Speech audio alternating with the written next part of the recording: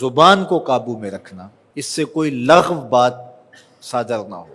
لغو اس بات کو کہتے ہیں جس کا کوئی مقصد نہ ہو۔ آپ نے کوئی بات بولی ہے، اگر آپ نہ بھی بولتے تو کوئی فرق نہ پڑتا۔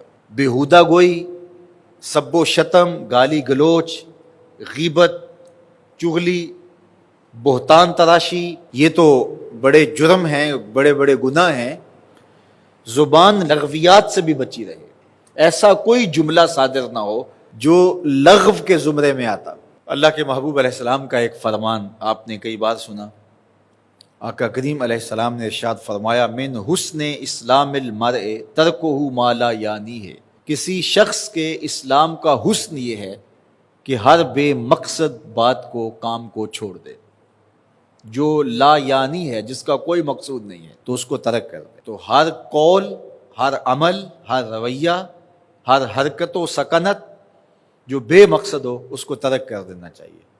مومن کے کندھوں پر امت کو غالب کرنے کی ذمہ داریاں ہیں، اور اس مختصر سی زندگی میں اللہ کی رضا جوئی اس کا مقصود ہے۔ اولاد کی تربیت اس کے ذمے ہے، اپنے ماحول کو پاکیزہ بنانا یہ اس کی ذمہ داریوں میں شامل ہے، امر بالمعروف نہی عن المنکر یہ اس کی ذمہ داریوں میں شامل ہے۔ اتنا مصروف شخص بیہودہ گوئی کرے گا، اتنا مصروف شخص فضول گوئی کرے گا، جس کی اتنی ذمہ داریاں ہوں، تو کیا وہ اپنے وقت کو برباد کرے گا؟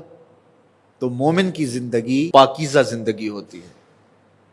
اللہ تعالیٰ جل شانہ نے فرشتہ مقرر کیا ہے، زبان سے جو لفظ نکلتے ہیں، جو کلمات جاری ہوتے ہیں وہ لکھ لیتا ہے۔ ایک ایک چیز ہماری لکھی جا رہی ہے۔ کبھی میں اور آپ اپنا تجربہ خود بھی کریں، ایک دن سویر سے لے کر شام تک ہماری جو روٹین کی زندگی گزرتی ہے، اس میں جو جو ہم نے کیا اس کو لکھیں کہ آج میں نے یہ کیا، یہ بولا، یہ بات کی، یہاں گیا، یہ کھایا، یہ پیا، یہاں بیٹھا، سارے دن کی تفصیلات لکھیں، اور پھر شام کو دیکھیں کہ اس میں لغو کیا ہے۔ تو بہت ساری چیزیں لغو ملیں گی۔ یہ نہ بولا ہوتا تو کیا فرق پڑتا، یہاں نہ گیا ہوتا تو کیا فرق پڑتا، یا مجھے کیا ملا ہے یہ بولنے سے، یہ کام کرنے سے، یہ رویہ اختیار کرنے سے مجھے کیا حاصل ہوا ہے۔ تو جو چیزیں برائی کے زمرے میں آتی ہیں، گناہ کے زمرے میں آتی ہیں، کبائر ہیں، وہ تو ہیں ہی ہیں۔ تو بہت ساری ہماری ایسی باتیں ہیں کہ جو ہمارے مقصد کی نہیں ہیں، اور سویر سے لے کر شام تک ہم جتے ہوئے ہیں ان کاموں کے اندر۔ زندگی کا بوجھ کم ہو جائے گا اگر ہم بیہودہ گوئی سے، فضول گوئی سے، لا یعنی گفتگو سے اپنے آپ کو بچائیں گے۔ جیبوں کو ہم خالی کرتے ہیں تو کتنی چیزیں ہم نکال کر کے جو ہیں وہ پھینک دیتے ہیں کہ یہ چیزیں ہماری ضرورت کی نہیں ہے، خام خواہ کا بوجھ اٹھایا ہوا ہے۔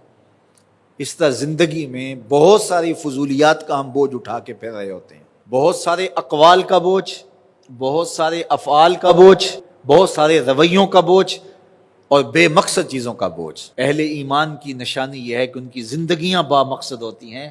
فلاح کامیابی اسی کو ملتی ہے جو لا یعنی کام نہیں کرتا، اور وہ ایک ایک لمحے کی قدردانی کرتا ہے۔ سب سے قیمتی سرمایہ ہمیں ایمان کے بعد جو یہاں دیا گیا ہے وہ وقت ہے۔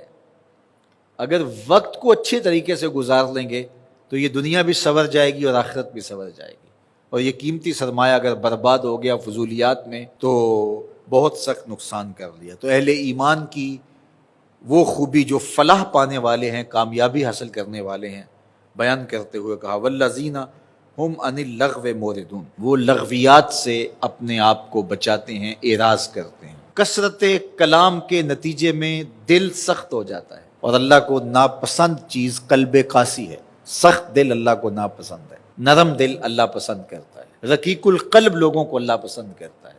زیادہ کلام کرنے والے بیہودہ گو، ان کو جو دنیا کے اوپر سزا ملتی ہے اور اس کا جو نتیجہ ہے بیہودہ گوئی کا، وہ قلب کا قاسی ہو جانا، قلب کا سخت ہو جانا ہے۔ تو کثرت کلام سے گریز کرنے کا مزاج پیدا کریں، چونکہ جو زیادہ بولتا ہے تو وہ غلط بھی زیادہ بولتا ہے۔ ہاں جہاں بولنا ضروری ہو وہاں ضرور بولا جائے۔ اللہ جل شانہ ہم سب کو زندگی کو با مقصد بنانے کی توفیق ارزانی کرے۔